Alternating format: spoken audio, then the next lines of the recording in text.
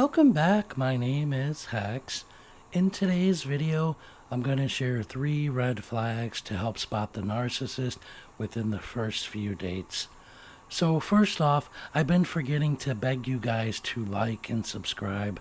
I'm almost at 200. Come on. I get tons of views now, but let's get some subs. It only takes a couple seconds, right? Okay, so for today's video, here's the 3 tips to spot a potential narcissist on the first few dates. Number 1, being inflexible.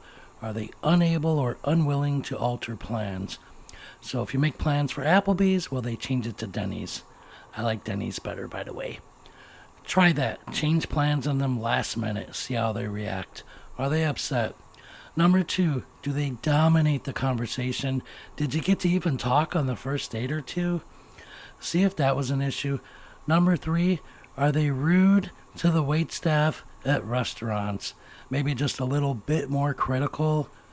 Those are 3 potential red flags to watch out for the narcissist when you're new to the dating world. Thank you for watching today. Please subscribe. Stay safe.